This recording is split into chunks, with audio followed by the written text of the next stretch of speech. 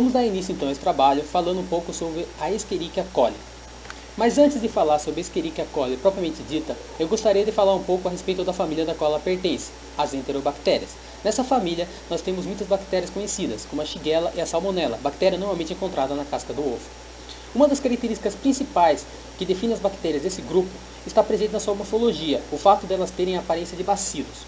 Não só isso, mas quando submetidas a um teste chamado de coloração de Gram, devido ao fato da sua parede bacteriana ter a menor quantidade de peptídeo glicano, elas não fazem uma adesão do cristal de violeta, o que faz com que no final do teste elas apresentem a cor vermelha e não roxa, o que é denominado como Gram negativo.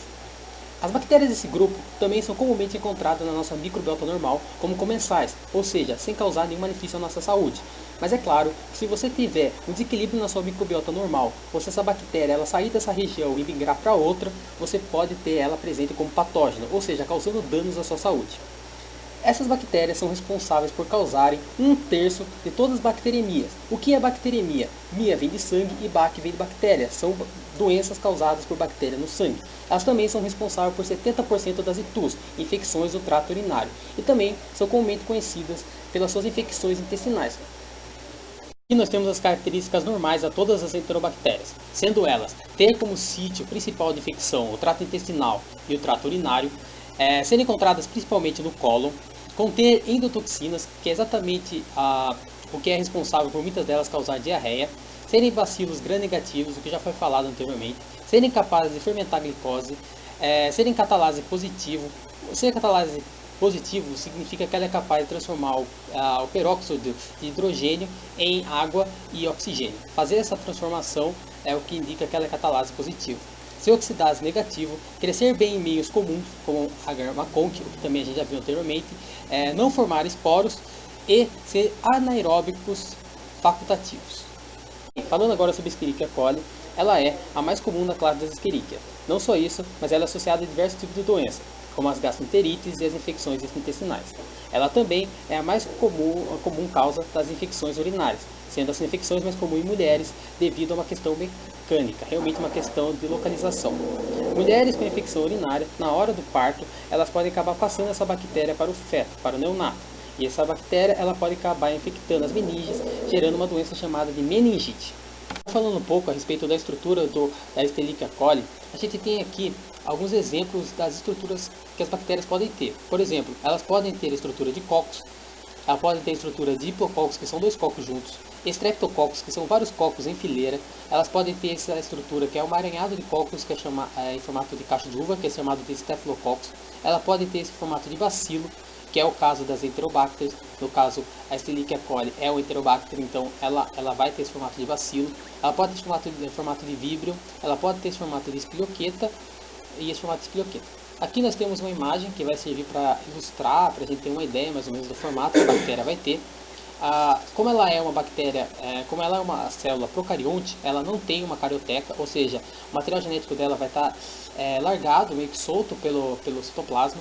Ela vai ter esse plasmídio que serve para as bactérias para que elas evoluem. Praticamente a reprodução sexuada das bactérias é baseada na troca desses plasmídios. Ela vai ter também aqui na parede celular, como ela se trata na bactéria que a gente está trabalhando, de uma bactéria gram-negativa, ela não vai ter peptídeo glicano.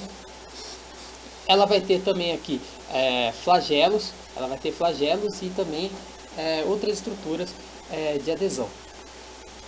Uma coisa interessante também é que essas bactérias elas vão ser capazes de liberar uma certa substância proteica para se fixar. Essa substância é chamada de biofilme. Normalmente, quando você chega a comer e esquecer de escovar dente, seja porque você está na escola, na faculdade, no trabalho, você vai notar, quando passar a língua no seu dente, que ele está um pouco áspero, tem uma coisa diferente nele. Isso é devido a essa substância que as bactérias vão liberar para que elas possam ficar uma mais próxima da outra e que elas possam fazer uma adesão melhor naquela região. Bem, agora eu vou falar um pouco a respeito do ciclo da Escherichia coli. Para entendermos o ciclo da Escherichia coli, eu vou pegar aqui inicialmente um animal que esteja contaminado. As fezes deixadas por esse animal vai contaminar tanto a água presente nesse solo, presente nesse local, quanto o solo e as plantas que estiverem aqui. Se o ser humano ele consumir a água ou os alimentos derivados desse local contaminado, ele vai pegar a Escherichia coli. O ser humano também pode passar a Escherichia de um para o outro, ou seja, um ser humano pode infectar o outro. E também pode pegar essa infecção direto do animal.